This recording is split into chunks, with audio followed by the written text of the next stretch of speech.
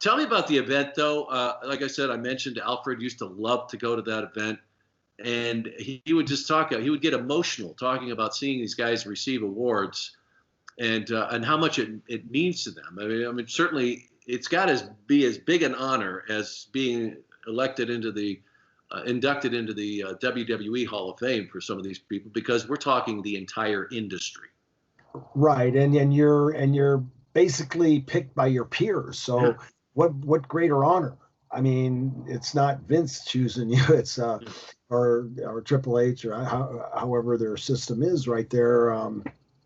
It's you're actually being voted in by your peers, and they are very humbled. And when you mentioned Lord Alfred Hayes, one of the greatest, kindest souls on earth, he actually out of his clever talk, his clever speech, he said in one of our matches when we just started the little mask switcheroo gimmick before we had the mask confusion name, Lord Alfred Hayes said, I believe that's a bit of mass confusion, British accent. And so we started calling it mass confusion because of Lord Alfred Hayes.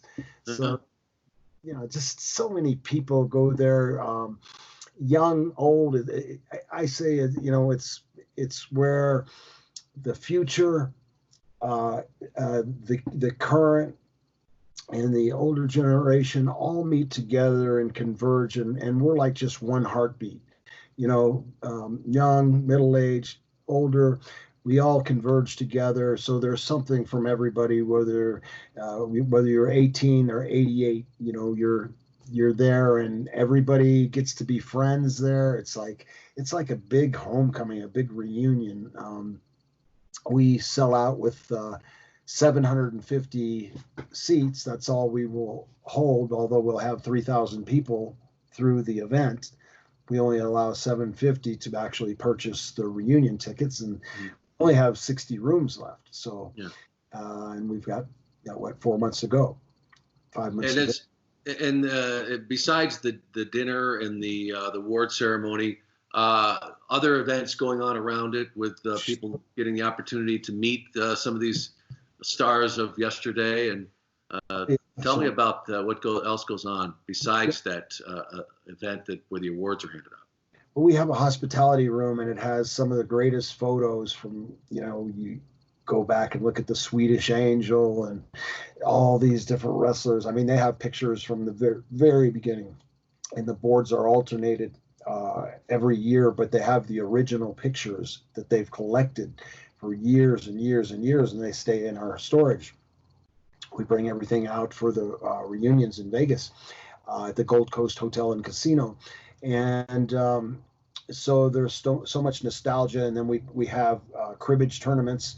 And Bob Orton Jr. is a funny story. He worked and worked and worked to become until he finally won the cribbage champion. And he thought, he was saying, well, don't I get to keep the pot?